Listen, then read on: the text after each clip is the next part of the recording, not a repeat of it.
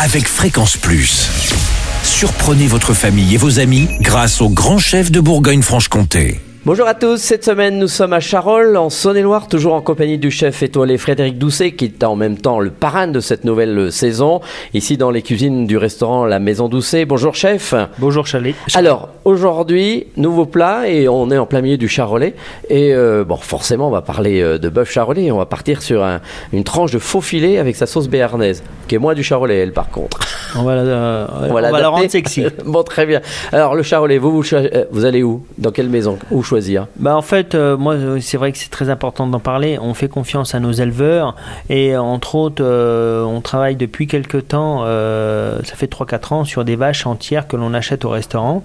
Entre les deux restaurants, on passe une bête environ tous les 1 mois et demi, donc des bêtes culardes. D'accord. Des races charolaises, mais de la cularde. Donc c'est ces bêtes un petit peu les arrière-trains les plus gros. On appelle ça les gros culs chez nous. Vous allez à Saint-Christophe les tâter un peu en même temps, non? On va chez les éleveurs pour voir un petit peu ce qu'ils nous confient.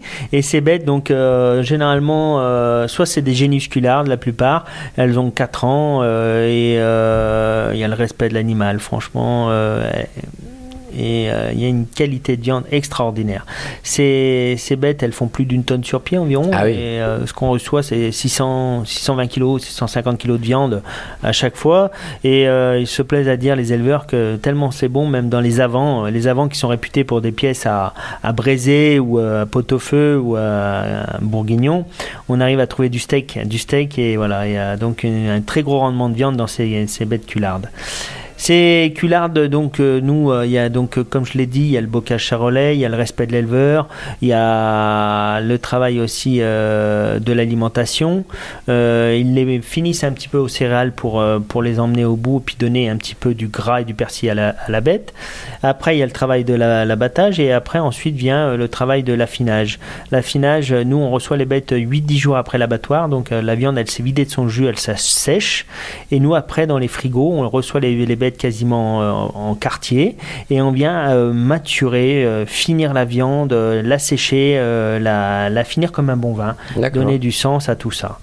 Voilà, et une fois que les morceaux sont prêts au bout de 30 jours, on va se servir des morceaux de cette bête. Et là, pour cette recette, on va se servir d'un faux filet. Donc, faux filet d'entrecôte que l'on prend à la continuité du carré d'entrecôte charolaise. Une belle tranche de 450 grammes environ. On va la rôtir, on va s'en servir un petit peu, bien les colorer des deux côtés. Moi, j'aime bien quand la viande est bien croustillante sur les côtés et arriver après la cuisson à un rouge saignant à l'intérieur. Bon, après, chacun est libre de faire la cuisson désirée. À la demande. Voilà, exactement. Et pour le coup, donc, il est important de bien cuire la viande, bien la colorer, mais aussi bien la laisser reposer après la cuisson. On dit environ le même temps de cuisson que de repos. Voilà, donc si vous imaginez 5 minutes environ de cuisson, 5 à 6 minutes, vous laissez sur une grille avec un papier aluminium dessus, à l'air chaud, la viande reposée. La viande, elle va encore se vider de son jus et puis voilà. Donc on aura une viande très détendue à la cuisson et la mâche formidable.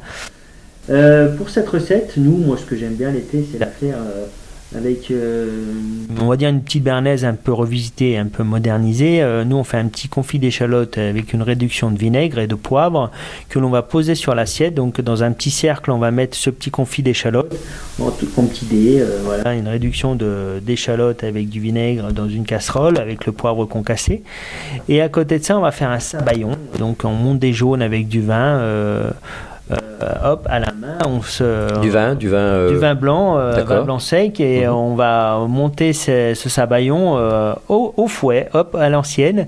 Et là, une fois que l'onctuosité est faite, on va incorporer hors du feu le beurre clarifié, le beurre séparé du petit lait, donc à raison de 2 jaunes pour 250 grammes de beurre environ, hein. Et voilà, donc ça va nous faire notre sabayon. Et à ça, donc, on va venir mettre de l'estragon dedans, de l'estragon que l'on aura pris le soin de le concasser très très fin. Et on va s'en servir simplement avec un petit peu de ciboulette aussi, j'aime bien, moi je trouve du jardin.